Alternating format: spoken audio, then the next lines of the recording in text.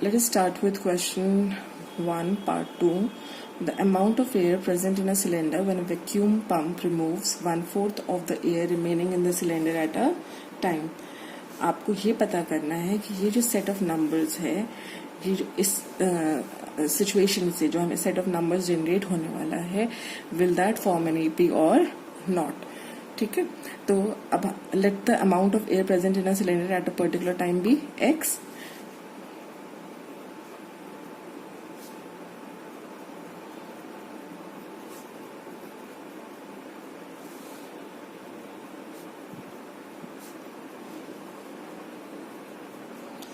अब हर बार vacuum pump, जितनी बार आप पंप को यूज करेंगे, वो हर बार 1/4 ऑफ द एयर रिमूव कर देता है, of the air remaining in the cylinder. ठीक है, तो जब आपने फर्स्ट टाइम पंप यूज किया, ऑन फर्स्ट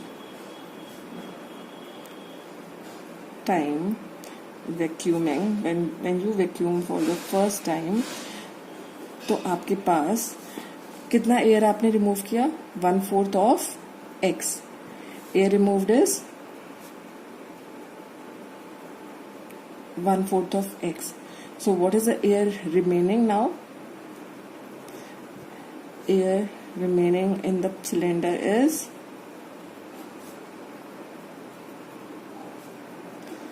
पहले आपके पास x था, उसमें से 1/4 of x निकल गया, तो अब आपके पास बचा 3x/4.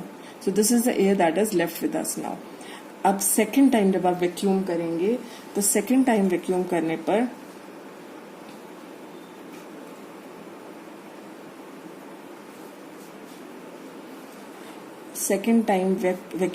पर आपके पास कितनी एयर बचेगी? सेकेंड टाइम वैक्यूम करने पर हमारे 1/4 of the air in the cylinder is remove. 1/4 of the air remaining in the cylinder. अब जब आपने फर्स्ट टाइम वैक्यूम कर दिया था, उसके बाद हमारे पास 3x/4 जो एयर थी वो रह गई थी सिलेंडर में. सेकेंड टाइम पंप करने पर वो 1/4 ऑफ दिस एयर 3x/4 को रिमूव कर देगा. ठीक है, I hope you are understanding what I mean. If you want me to explain again, देखो, अगर हम इनिशियली जब सिलेंडर में एयर अज्यूम कर रहे थे, तो the amount of air present in the cylinder was x. ठीक है, अब जब भी आप वैक्यूम पंप यूज करते हैं, vacuum pump her bar 1/4 of the air present in the cylinder को रिमूव कर देता है. अब 1/4 of the air present in the cylinder, air present in the cylinder was x, so 1/4 of x was removed. अगर 1/4 of x remove कर दिया, तो अब हमारे पास कितनी एयर बची सिलेंडर में? पहले x थी, उसमें से 1/4 of x निकल गई, तो अब हमारे पास जो रिमेनिंग एयर है that is equal to 3x/4. ठीक है, this was after we use the pump for the first time. ठीक है, अब फिर हमने क्या किया? We use the vacuum for the second time. अब सेकेंड टाइम जब आप पंप को यूज कर रहे हैं, तो क्वेश्चन के according it will remove 1/4 of the air remaining in the cylinder. 1/4 of the air remaining in the cylinder is 3x/4 now, तो इट विल रिमूव 3x/16. अब 3x/16 इसने रिमूव कर दिया, तो what is the amount of air remaining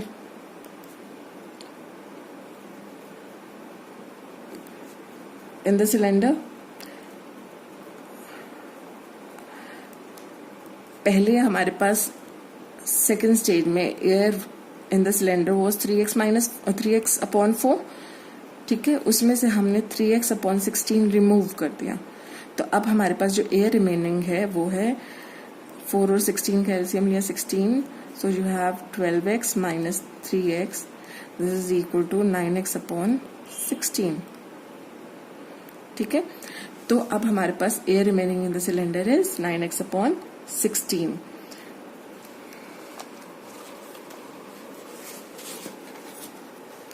अब when you use the vacuum for the third time,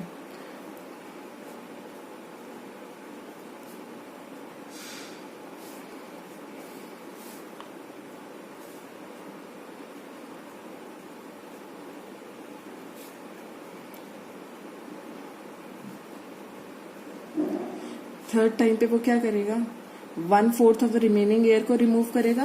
that means 1/4 of last हमारे पास remaining air क्या थी, लास्ट हमारे पास remaining air was 9x/16.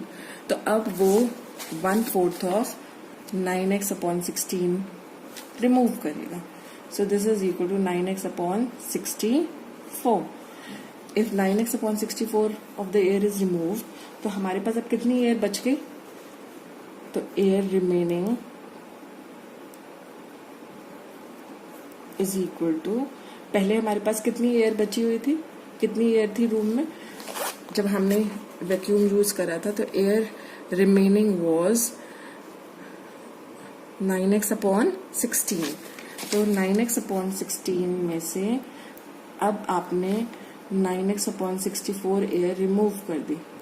So how much is this, 16 and 64 का आपने LCM लिया, that is 64. 4 9s are 36x minus 9x. So you have 27x/64. So air remaining is now 27x/64.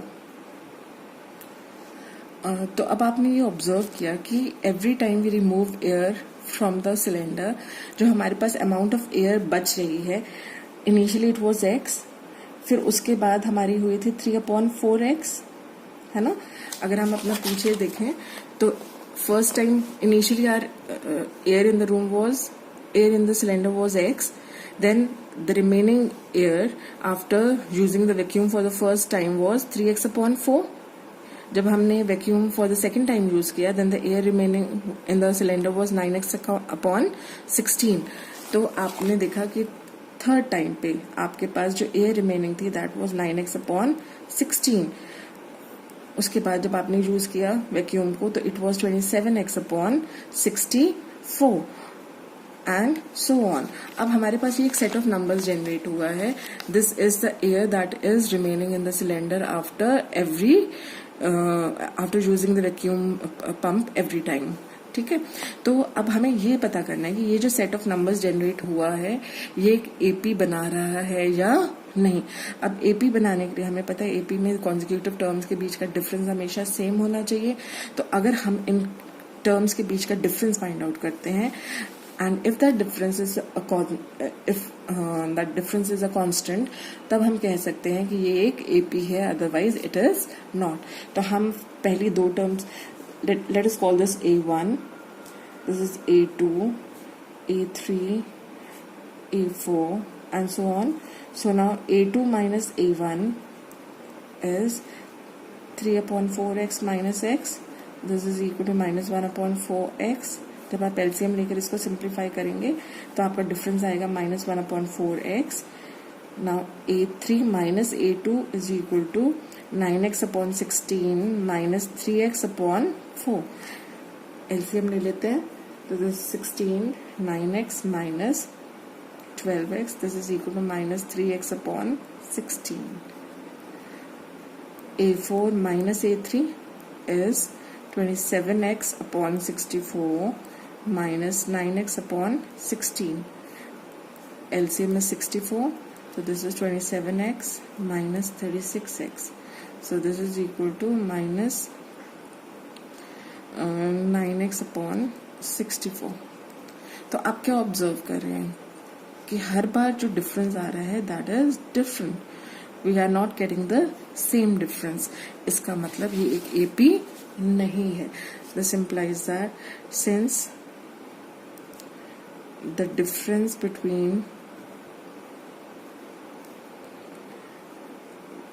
consecutive terms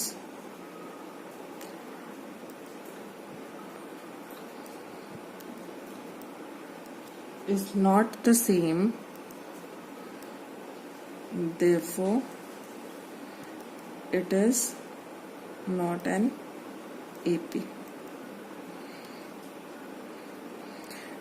The difference is not a constant, therefore it is not an AP.